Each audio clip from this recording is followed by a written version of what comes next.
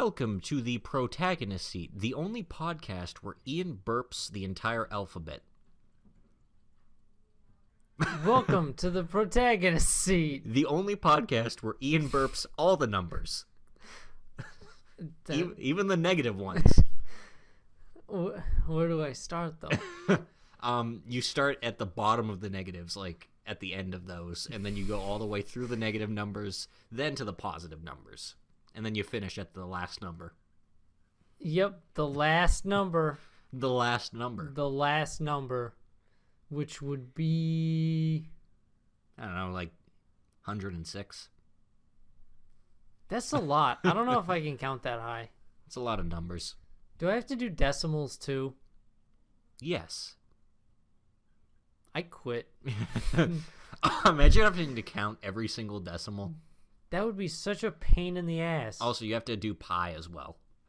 That is, I think, literally impossible. I think that number is infinite. The others weren't infinite. just pi. Because pi as a value specifically is infinite. I forget what it means. I know it's used when calculating certain dimensions of circles. I believe the radius?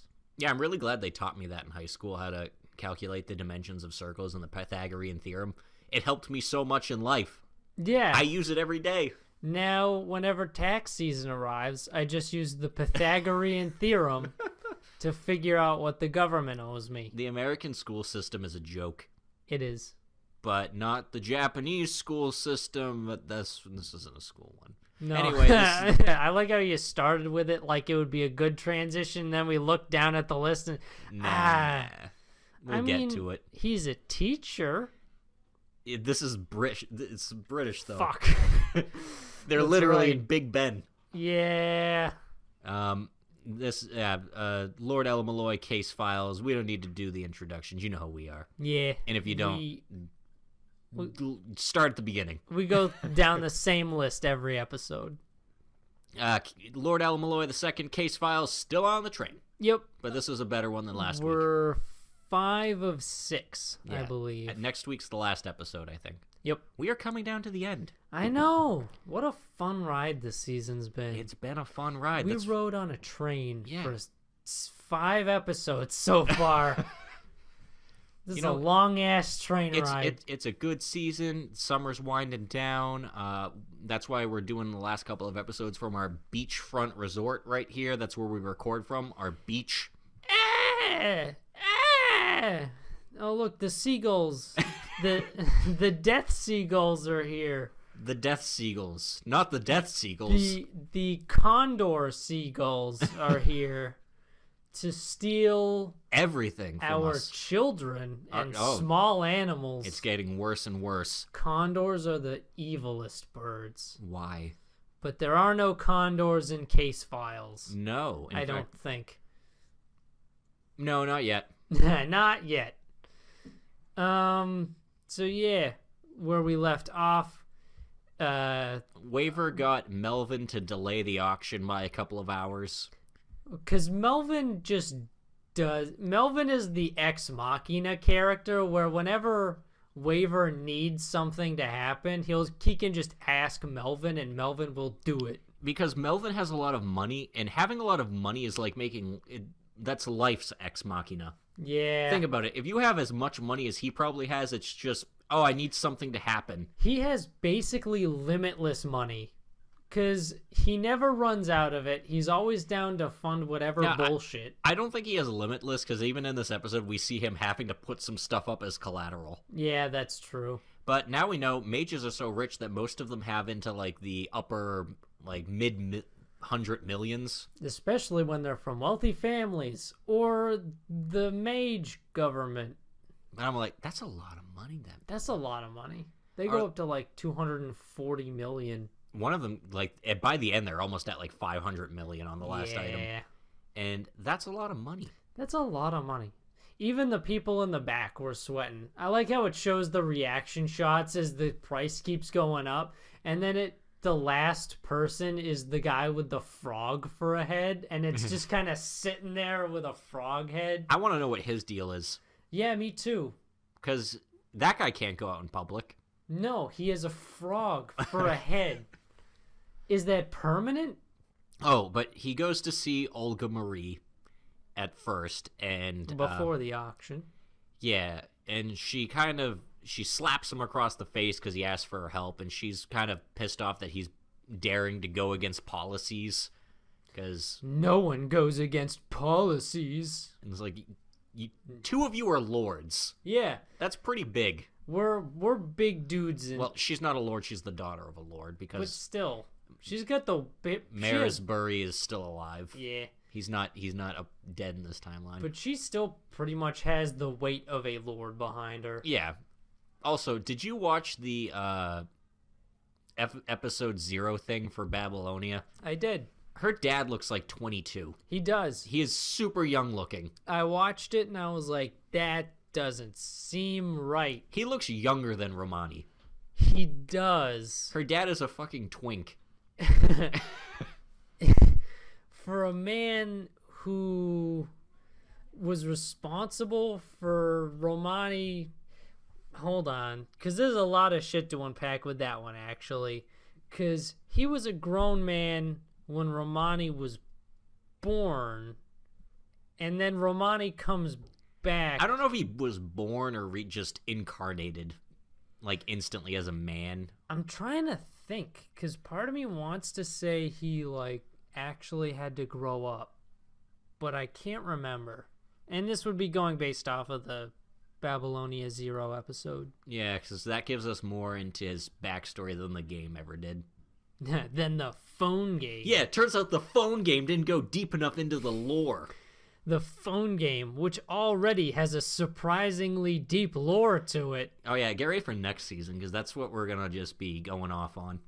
Yeah. We lose More case fate. files, but we gain Babylonia, which I'm pretty sure that's probably gonna be like 24 episodes, so that's gonna be long. Yeah. But we gotta stick with it. And it's going to be more of us talking about Fate lore. Although it shouldn't be as, like, in-depth and crazy or complicated as Case Files. Yeah, as long as they don't do it like absolutely exactly like the game where it's like, hey, this time Yeah. they just fight a couple of guys in the city or a couple of monsters in this city for a while because, you know, the game needed to pad. Yeah. It's like, huh, more of them are attacking.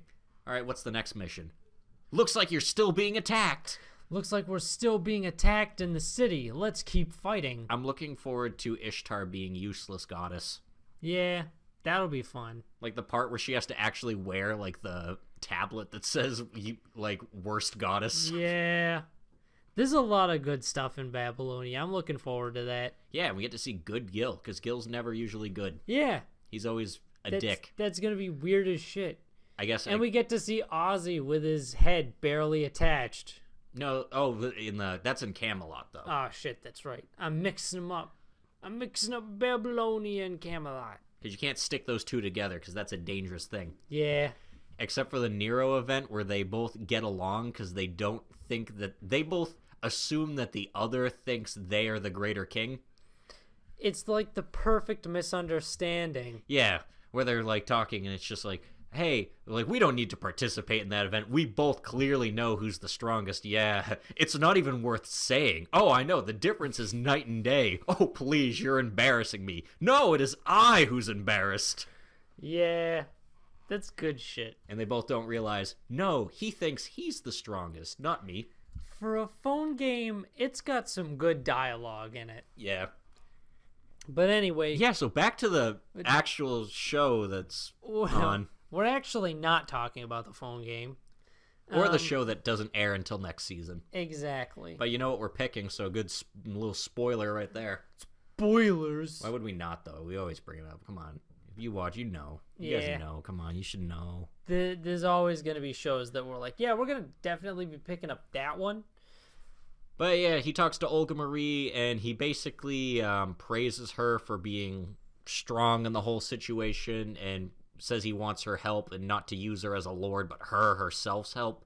And then she gives him the lewd little Buddha thing, which apparently makes Gray really uncomfortable, but it's not even...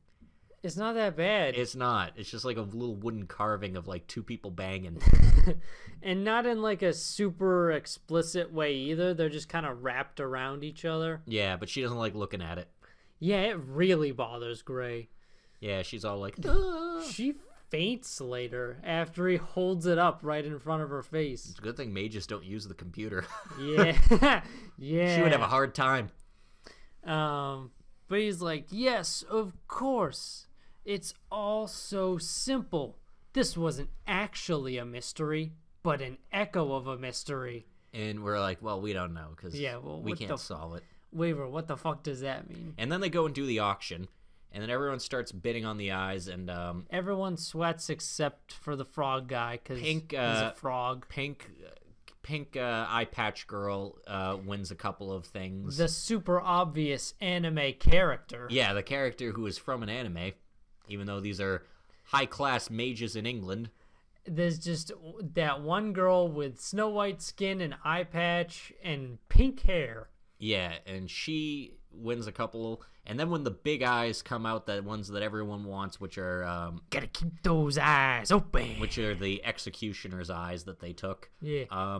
Everyone starts bidding on those, and the creepy snake lady from Policies, Yvette, who's the pink girl, and Waver, and Melvin all start bidding on that one. And it gets to the point where it gets into like the 100 millions. And which the one before I think was like at 40 million that someone won, so they've gone well beyond that. And they call for a timeout so everyone can readjust their finances. Melvin's like, all right, I feel like this auction is heating up a little too fast. Can we have a break? And they say, yeah, sure. I don't know. For it. Is that an actual thing with auctions? Can you just do that? I don't know. I guess rich people can do whatever they want. I would suppose in like a rich antiquities auction, if it really got that intense to like, yeah, now all of a sudden we're in the hundreds of millions of dollars. Yeah, I guess it's like, excuse me, we need to go collect more finances. We need to go move some money out of our offshore accounts. I need to move some money from my savings into my checking. I gotta move shit from my savings to my checking account. But they keep on bidding. And Melvin basically says to Waver, he's like, yo, he's like, you're out of money. Can you promise me that this will be fun? That if I'm going to risk my financial neck for you, that this will be good? For once, even Melvin is like, even for me, this is a little steep. Yeah, this is getting a little hard. And Waver's like, I promise you this is going to be something you'll enjoy. And he's like, good enough for me. And he calls up somebody. He's like, hey, how much can we put up for collateral? And then he puts up an extra $130 million in collateral. Yeah. Oh, and then Waver uses Rhaenys's card for an extra $30 million. So he's good, I guess. And then they all start betting on it, and it gets up to $500 million, which that's a lot for some eyes. Yeah. And then Waver decides, wait, everybody, let's stop betting and let me just deduce the mystery here. I think he was waiting for something. Because, like... I think he was going to the point where either he could get it, and then if he couldn't, he was just going to do the mystery thing. Yeah. Because... His cigar pack started glowing. Yeah. And, the Policies woman does lower her hand. She gives up. Yeah, because it's too much even for her. Yeah. But then he has... Klaus? No, it's not Klaus. Klinus. He has the Frankenstein's master bring in the head. And you know what? Out of everyone, I think he would be the most appropriate as Frankenstein's master to be carrying around dismembered body parts. Yeah. So he brings in the head, and Waver explains the whole deal with the mystery. That the person who killed her, the person that basically what we already knew stole the relic, and the person that did the murders 7 years ago was all the same person. And they're like, all right, well then tell us who it is. And right as he does that, Policy's woman casts a spell. And it looks like it wraps around Frankenstein's master and the head, and Waver seems to have anticipated this. Yeah, all according to my plan. I was waiting for Waver to... Or next week, I'll be waiting for Waver to do like a JoJo level, like, and now you'll say this. Yeah, because I think his plan involves, because they showed earlier in the episode Kyrie driving around Werewolf Boy and Flat. And basically, it is implied that he's going to the train. I think his name is Sven, the Werewolf Boy. Sven, I think so. Yvette, Sven, a lot of V's stuck in weird places. Svengoolie. Is that a name? Is a reference to a thing. I don't know what the thing is. You know what? That's fine. But he's gonna drive him to the train, and then they're gonna do a thing, and it's gonna be fine. Could be fine. And then I wonder if a big fight's gonna break out on the train. Everyone's gonna be kung fu fighting.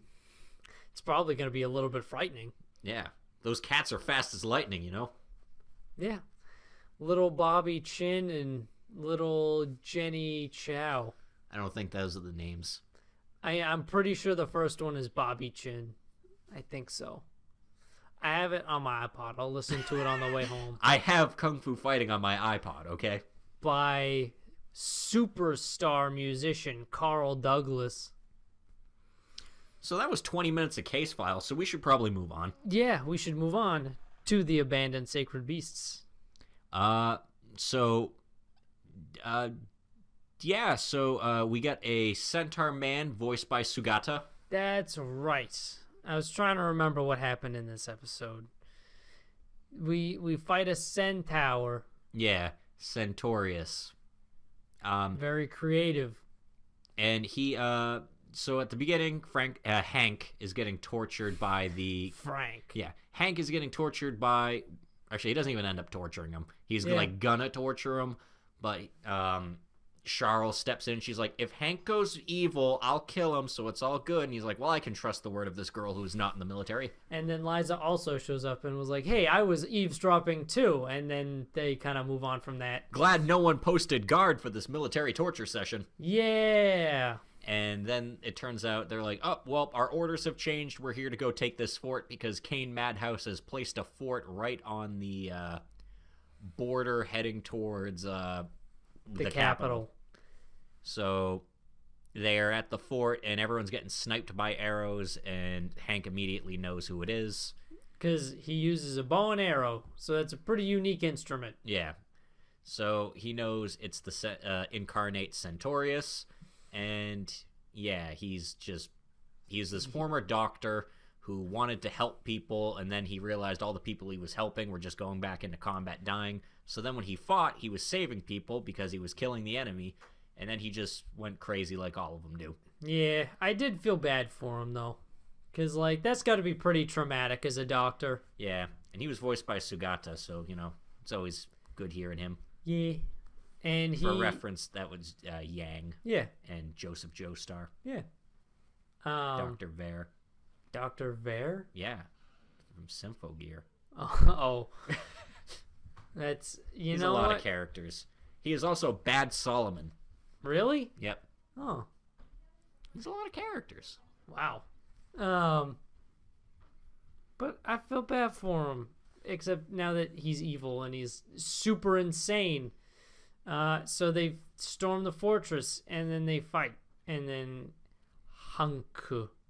Actually, they try to ambush him at night and they start filling him full of lead. And then he's like, I have Wolverine level regeneration. And everyone's like, oh, shit. I don't know why Hank just doesn't shoot him right there, since the regeneration doesn't matter with the bullets. He he's moving. Okay, shoot him. Yeah, just walk up to him and shoot him. You're in spitting distance. Also, their plan was to surround him in a circle and begin just gunning him down. That's a stupid idea. Yeah, because then when he stands up, you can't, because you'll shoot each other. Yeah. If any bullet goes through, you're going to hit the dude opposite side. I think it ends with Hank and him about to duke it out, because I don't think they finished this episode. Yeah, I'm pretty sure he hits him with his harpoon dynamite lance. I think we're right near the end too, because I don't think he's fighting Kane in this. No, because the manga's ongoing, so I don't think we're gonna get to that. We're gonna get a season 2. We're not even gonna get season 2. This is not getting a season 2. This one's not a season 2. This is not a season 2 material show. But this is a one season of promotional material. Maybe read the manga if you're interested. Show. Yeah, and I'm probably not. I think I'm good. Yeah, I'm okay. Fire Force. Fire Force. Fire Force. Fire Force. We get to meet the Pope. Yeah, we meet the Pope. We meet all the captains, because at the beginning of the episode, all the captains get called to meet the Pope, because their country is ruled by a Pope now, because it's the new empire or whatever. And he's got a real goofy name that I can't remember. Raffles or Ruffles. Yeah, Ruffles the Third. Yeah, it's goofy as shit. Yep, so all the captains go, and we meet all of them. Obviously, we know the first captain is eye patch tough guy. Second one is just a generic-looking military dude. The third is... the third is obviously evil, the dude in plague mask. Yep, he has a plague mask and a top hat. And he's voiced by the same guy that voiced Z from Double Decker. Yeah... So he is a bad guy. Yeah, he is. And our first interaction with him is he appears in the shadows behind Princess and is he's like, I thought we were supposed to both be working with the Hajima Corporation. And you know what? That's the most evil thing I've ever seen. Yeah, she even whispers to Obi. She's like, when they're doing the presentation or all the captains get together, the guy from the 7th instantly leaves or whatever. Yeah, because he's like, shh. We don't pledge to the Empire. We're barely even citizens. And then I was like, why are you guys here? Yeah, why do you get invited? Yeah, why do you guys get a Fire Force unit? Why even waste the time to show up? Yeah, because they were wearing more traditional Japanese clothing. Yeah.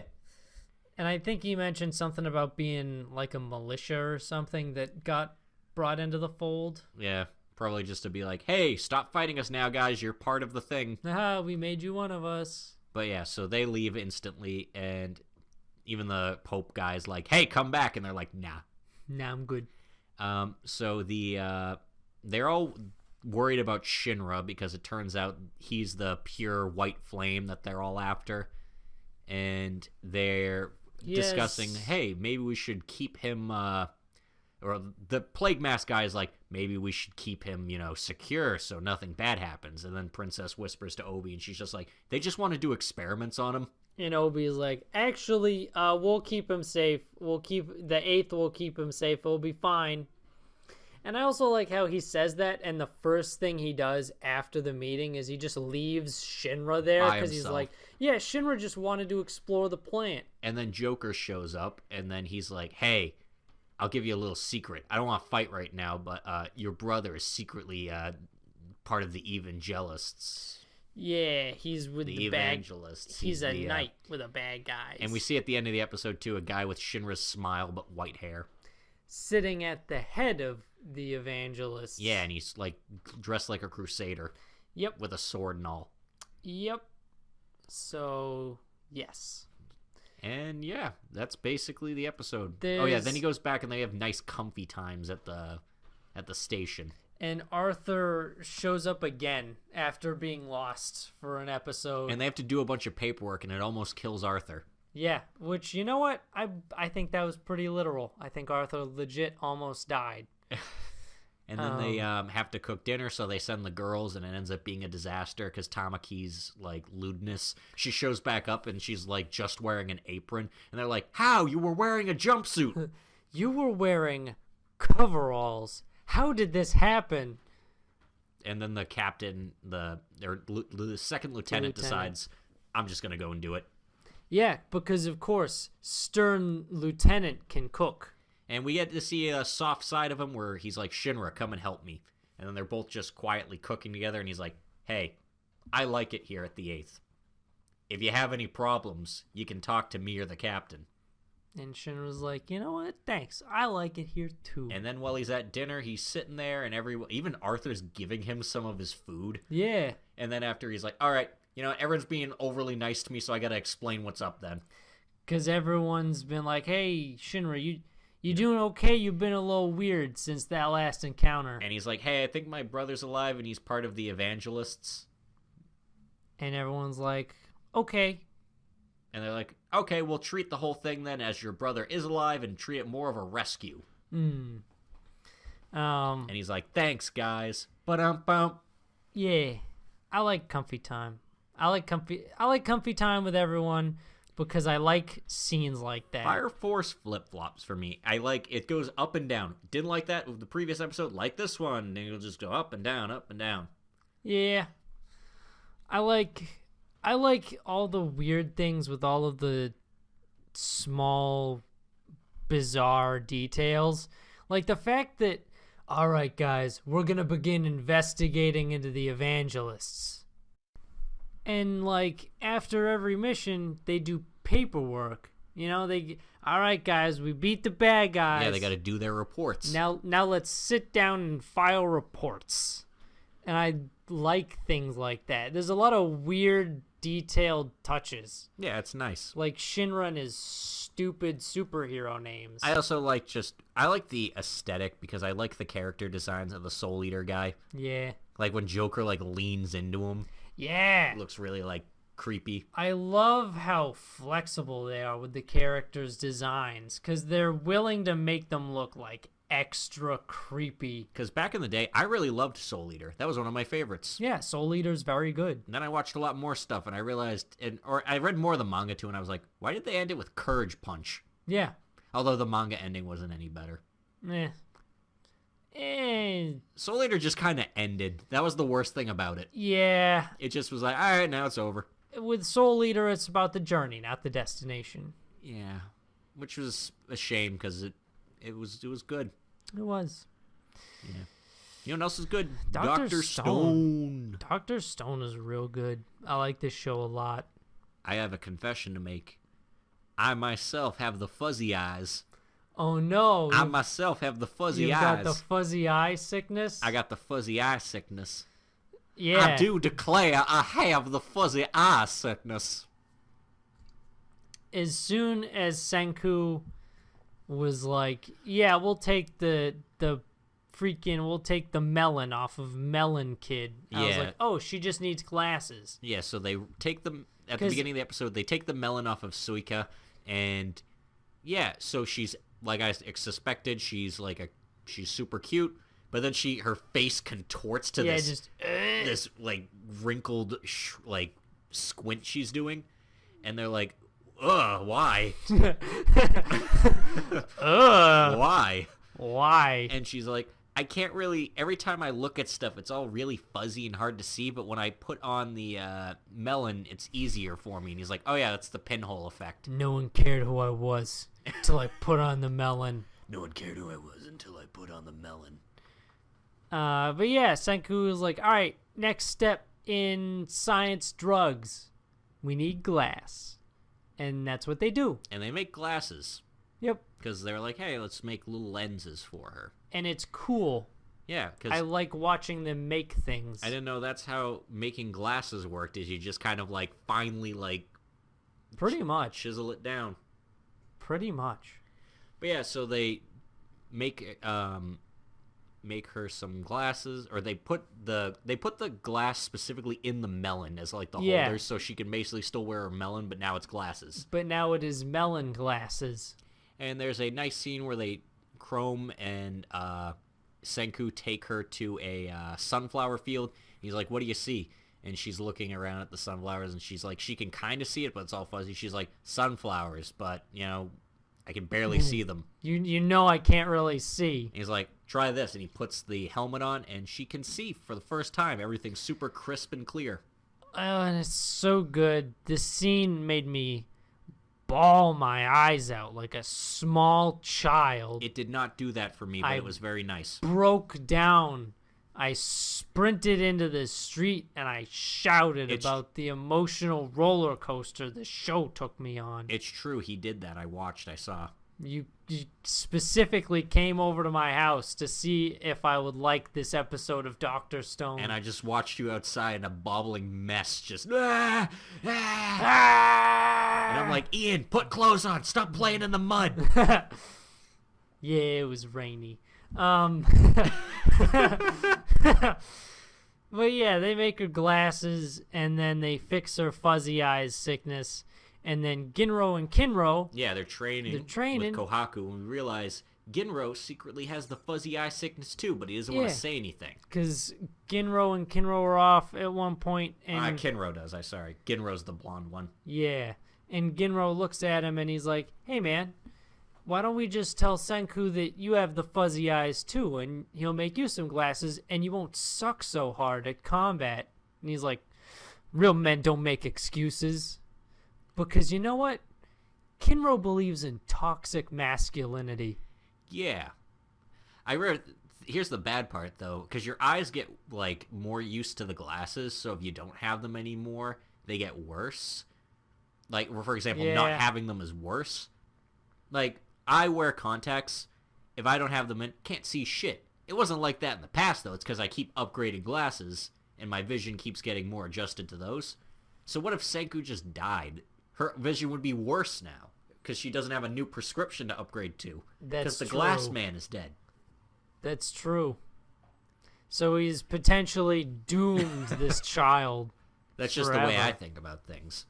Oh, and they kidnap an old man from the village. Yeah, because they try to make some pipettes and baguettes. Basically, they're shit at glass blowing. Yeah, so they need to find someone else to do it. So they get this old man from the village. Chrome kidnaps a craftsman from the village. And he's like, I don't want to be doing this. And then they make him watch as they try it themselves. And it's just such a disaster. He's like, no. They shouldn't be doing it like that. And he's like, you're just trying to provoke me into doing it myself by being terrible. And he's like, a master craftsman like you can't just sit by and watch us fail so miserably. And it works. And then he busts out of the ropes and he's super, buff. He is shredded like lettuce. And then it turns out he is a savant. He picks up the glass and he is just an expert glass blower. Yep. He just is good at crafting things. He built Kohaku's shield too. And now he's got they all got a bunch of beakers and test tubes and all that. The science room is complete. Yeah, they completed their science base. Yay! And that's, I think, then the episode. That's basically it. Yeah, no, Ginro at the end says he wants a silver spear. Oh, yeah. And Senku's like, you know what? Yeah, let's go get the hardest mineral to get. You'll probably die. I'm going to be honest, I don't know where you get silver from besides just in the ground. Is that where you get it from? Is it really hard to get silver? First, you build a house, and then you dig into your basement, and then you just keep on digging, and sometimes you'll reach a cave, and sometimes in that cave in the walls there are blocks of silver, and then you dig those out, and then you put them in your smelter. Is this going to be a Minecraft thing? Yeah. Okay. And then Where do you get silver, though? Why would he say it's the hardest mineral to get? I don't know. That's probably why it's the hardest mineral to get. Then why wasn't silver worth more than gold? Because gold looks prettier. Gold is a shitty... Yeah, gold isn't even a great metal. Gold is a decent conductor, but literally in every other sense, gold sucks. I think they use it a lot too because it has a high or a low melting point, so it's easier to shape into shit. Yeah, because gold is super malleable. If you had gold armor, it wouldn't be worth shit. Yeah, because it breaks so easily. Yeah, just punch a hole right through it is easy. Get your man with a crossbow. Actually, crossbows were invented to pierce like solid breastplates. Yeah. Even on steel armor. Also, you can't kill werewolves with gold bullets. That's true. You can't. Yeah, only silver. Yeah, you can't do that. But yeah, that's Dr. Stone this week. It's good. It was fine. You know, I just moved into a new neighborhood, and I'm pretty sure my neighbor, I think she's a demon girl. What? Yeah. But she's not very good at it. She's kind of frail. This show is called The Demon Girl Next Door, and they are not neighbors. No, they aren't, actually. They live in entirely different neighborhoods. Yeah. I actually don't know how far Momo lives away. Like, Shamiko lives in an apartment. Shamiko lives in an apartment in like kind of a sketchy neighborhood, and Momo lives in rich people town in That's a quite mansion. an insult. A sketchy neighborhood. Everyone we've seen on the street has been pretty pleasant, okay? Not that dog. Not that dog. I do love one of the tropes I love about anime is dogs just being a dude. Just like just a straight up dude just going. Well, I have a show for you later then. Is it this one? No, it's not this one. Because the dog in this show is great. No, there's another one with a dog who's an asshole to one of the characters.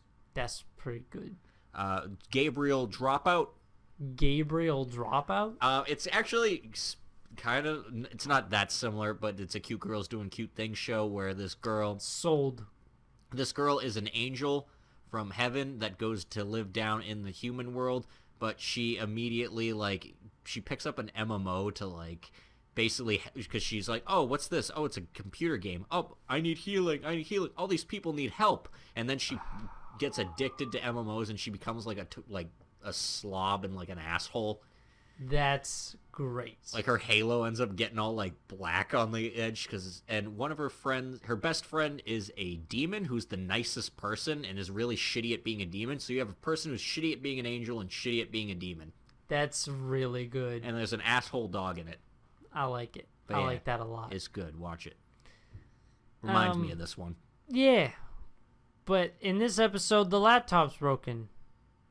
Not the laptop. Yeah. I love the scene, too, where she's like, we can just go ask Momo about it. And then it immediately cuts to her mental image of, Shamiko, how could you destroy my precious thing? It has a tombstone, Yeah. just ripped laptop. We're going to be doing double squats now. And she's just and you're gonna be using this barbell. And it's like a huge, like, something you need a spotter to lift. It's so good.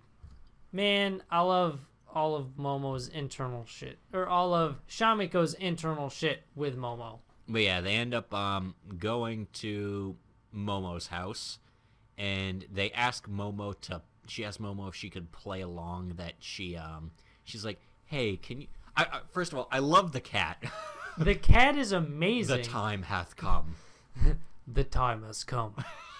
That's all it fucking says, and it glows. You know, like you too. said, like Tokidahida or something like. Yeah. The time hath come. I'm gonna memorize what it says. Just every time, it's just in the background. The time hath come.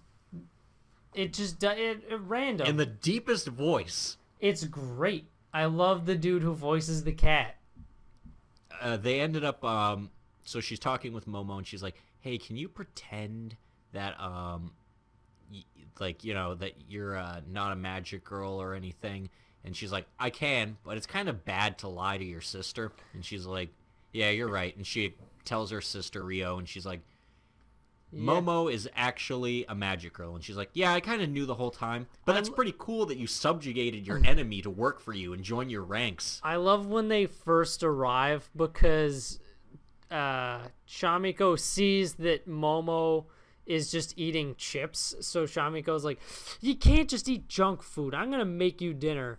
And then Rio is like, hey, what's this wand that's just lying around here? And they both look at each other and she's like, it's used for cooking. And Momo starts to commit to the bit, starts destroying a pan with it. Yeah. It's very good. But they'd break the news. The cat's talking. The time hath come. And sometimes it glows. It's so good. And then Mikan shows up after. Oh no. And Mikan's like, hey, what's going on? And she's like, oh, is this another... She's like, I'm a magic girl, yeah. And she's like, oh, are you another one of my sister's subjects? And she's like, subjects? And then Momo drags her into the other room. And basically, like, tortures her.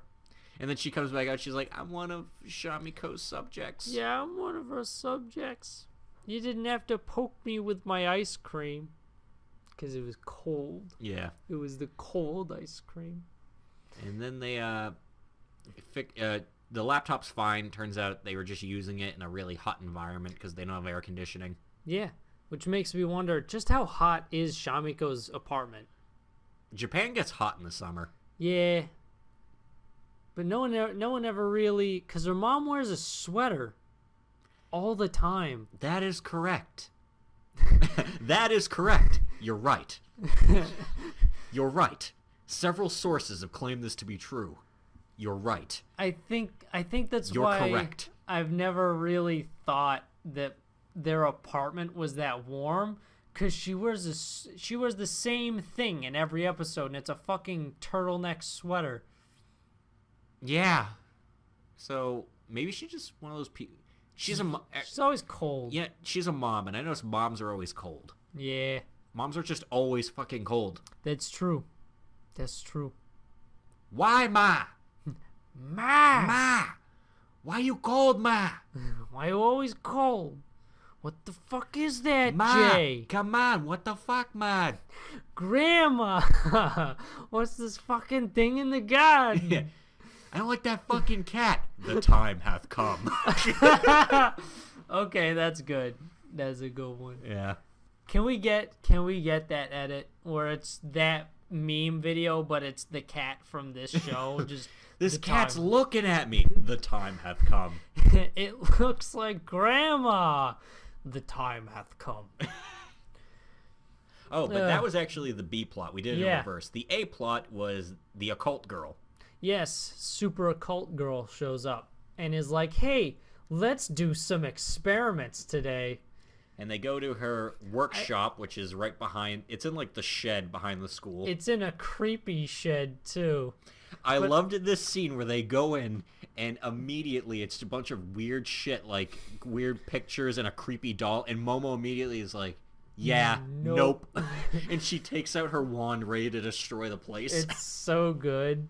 I like when Occult Girl shows up the first time because she has this super evil aura around her as soon as she shows up.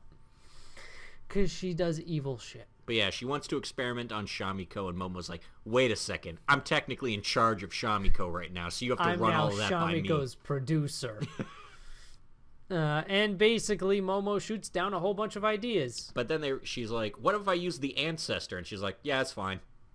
Sure. And she figures out she can give the Ancestor a new body using clay. Clay made from horse poop. From a homunculus that she made that was a failed experiment. Made from horse poop. Yep. And so at first, Shamiko puts some arms and legs on the statue, and it just looks like a creepy cockroach. Yeah, because it just scuttles around. She's like, Shamiko, tell me how I look. She's like, it's fine. She's like, I can see it in your face. Don't worry, I'm glad you tried your best. Gambare. But then Momo makes a perfect little clay doll for her to switch into.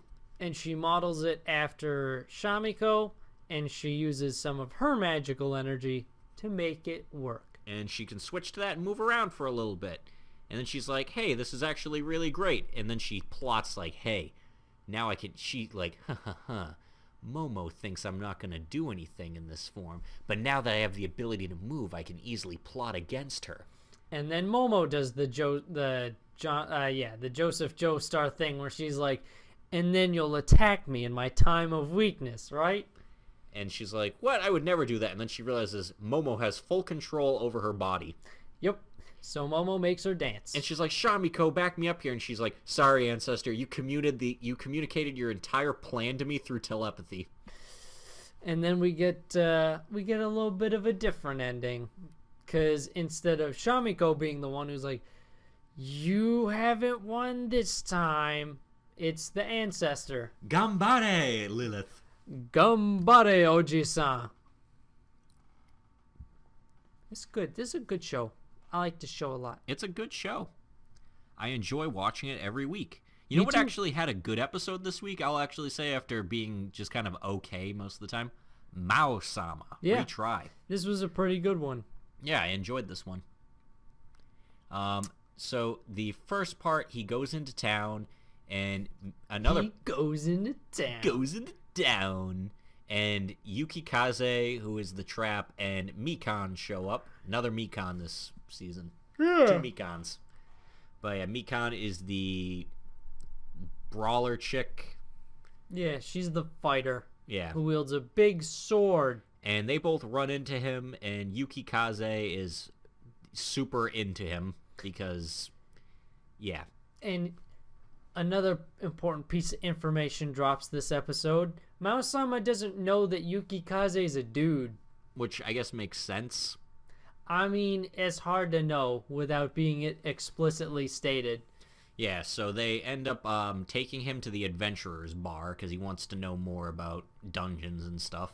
And he also wants to look into getting magic resistance armor. Yeah. Because his magic resistance is low because he didn't have that shit.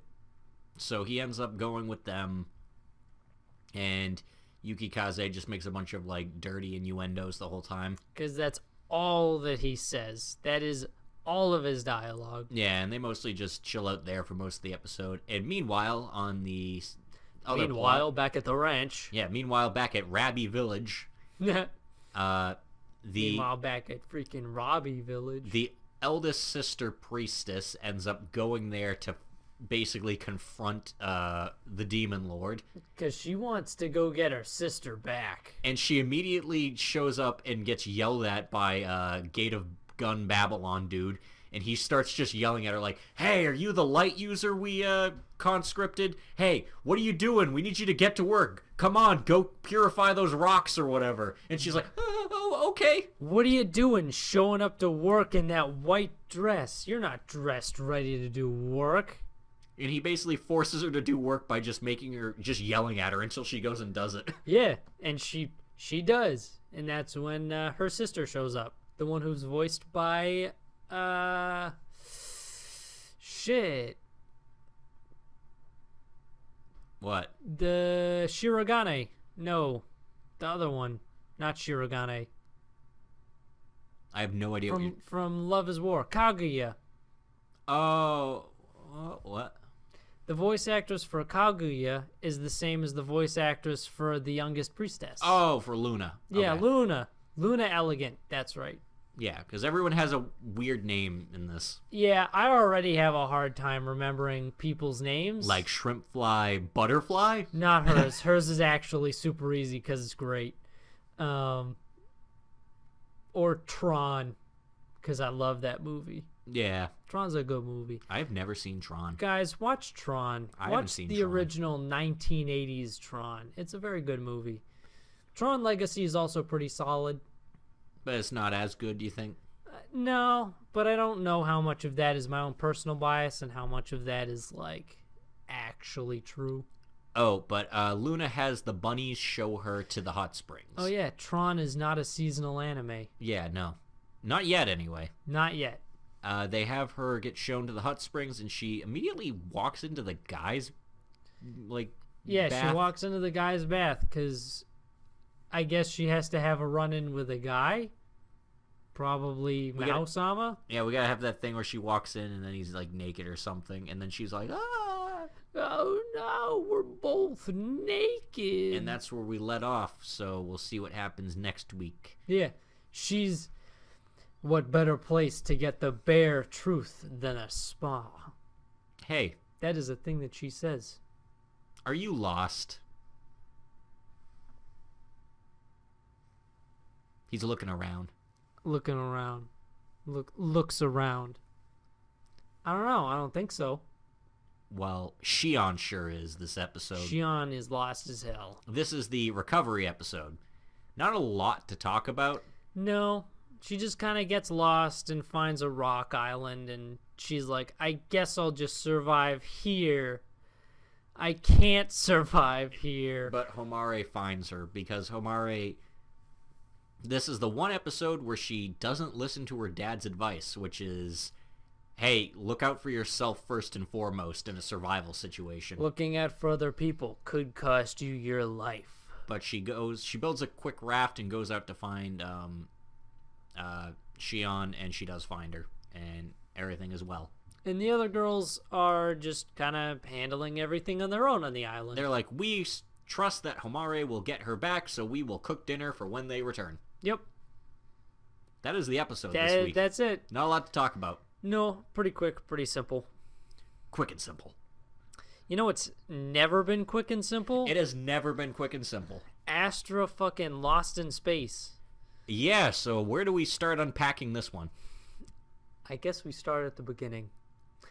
So basically, we get a little bit of a recap where they cornered Charles. Yeah, so we now know he's the traitor, and they basically want to find out why. Yeah, what the fuck, dude?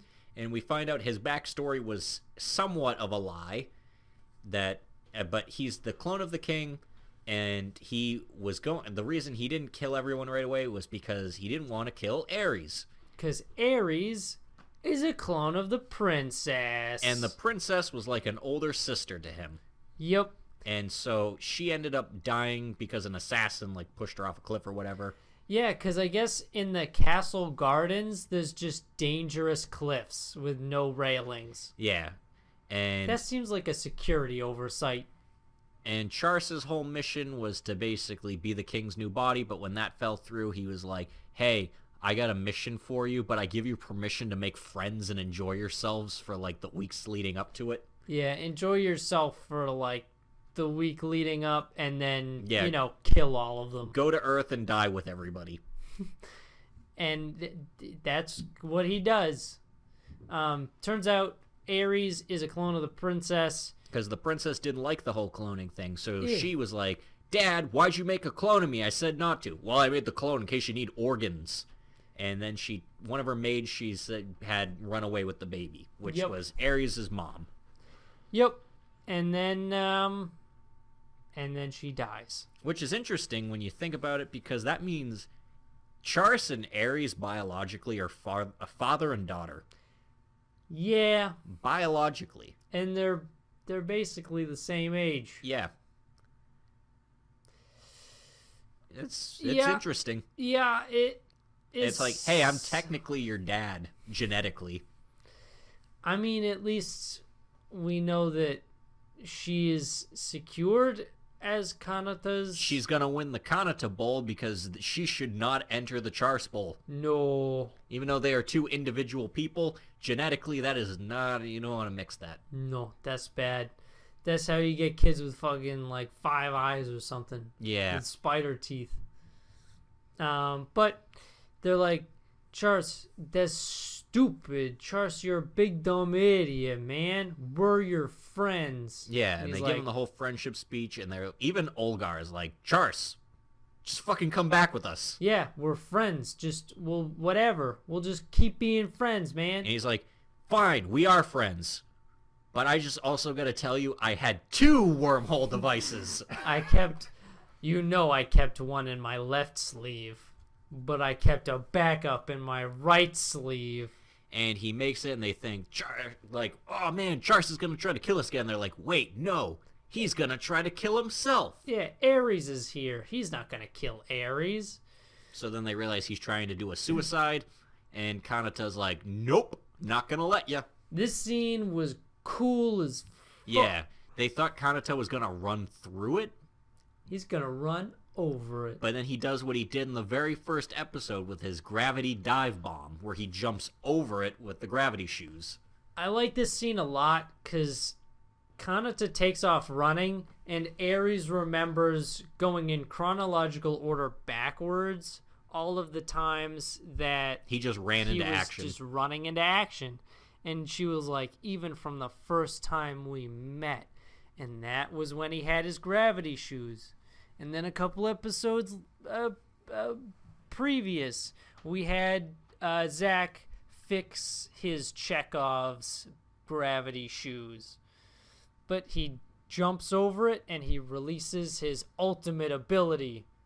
Ultimate dive bomb. Yep, so he jumps over it, tackles Charce, and then he's like, get rid of it. And then after it's about to get to them, Kanata sticks out his right arm, and it starts getting sucked through the wormhole, and Charce closes it. And he closes it. But his arm's gone. His arm was in there. Yeah, so... Now it's floating above Earth. Just his severed arm. Yep. And so, obviously, he's yelling in pain because he just lost his arm, and then Kittery has Zach raise the pressure on his suit in the arm area to sort of, put pressure on it, squeeze it. Yeah, it makes it a makeshift tourniquet. Yeah. And then Charce is like, just why?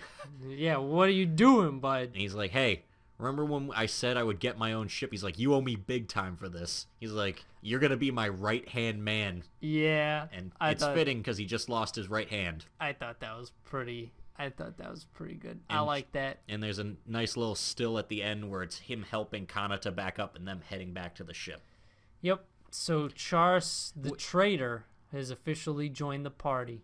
And thinking about it, I really don't think losing the arm is going to be too bad. This is a world where they have the technology to create wormholes and clones.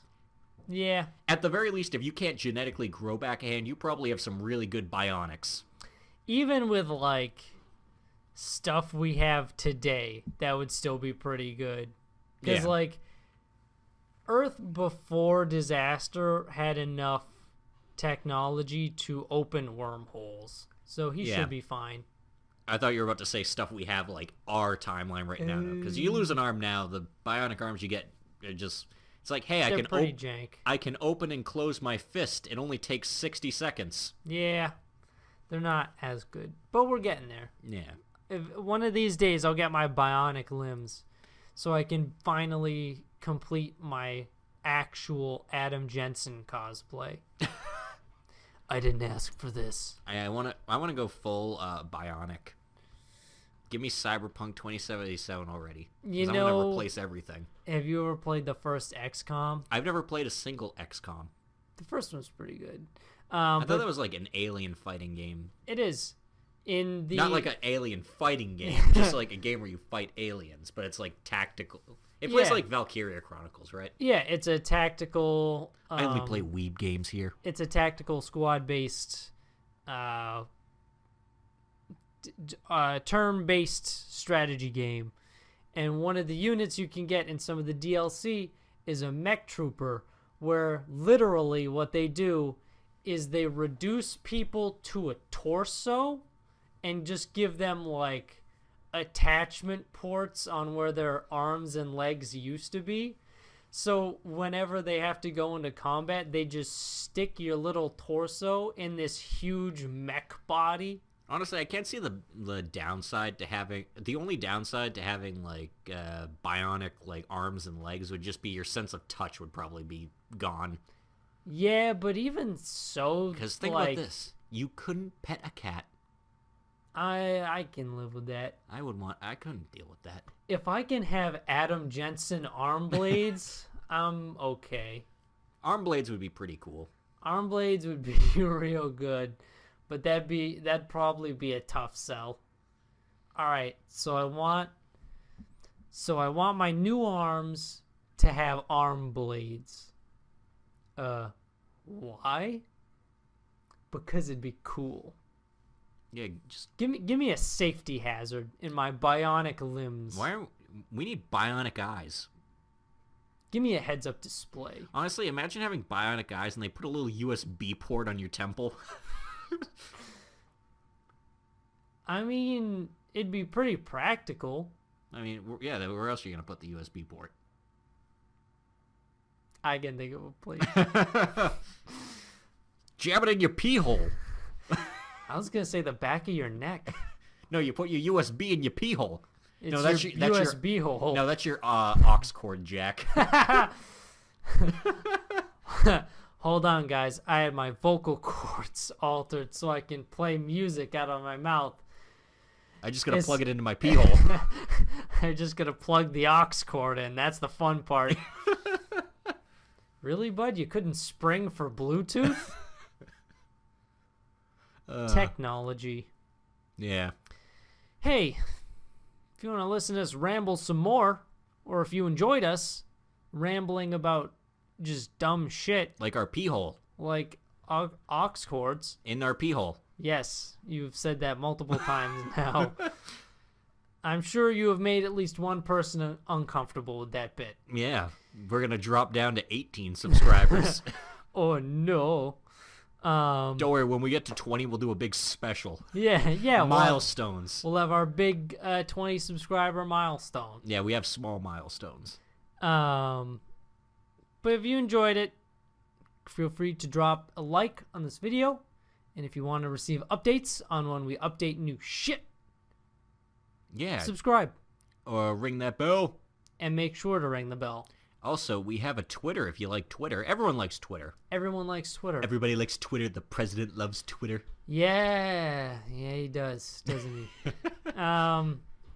We also have a Facebook page where I also post updates. Boomers like Facebook. Boomers do like Facebook. They do. Facebook has a lot of like garbage groups because I was looking into like Facebook podcasting groups and I saw on the first one in the discussion section someone posted a link to their Facebook and the only comment on it was some grungy looking dude just went no, and I was like He felt the need to put his input there. yeah, I was like, yeah, this group is garbage and I'm not gonna waste my time with it. But we're not we are garbage, but We're garbage warlocks. we're That's garbage different. warlocks. We aren't garbage, but we thrive in controlling and manipulating garbage. We manipulate garbage to bring diamonds to the people. We compress garbage into diamonds. sift. We sift, we compress, we burn. Bad. Goodbye. Burn! Burn to the ground! Burn to the ground. Burn to the ground! That's a shitty Mega Man boss from a really shitty Mega Man game. I'm just gonna leave you with that. You mean the greatest Mega Man game of all time? Nope, the worst. Burn! Burn it to the ground! Okay, bye.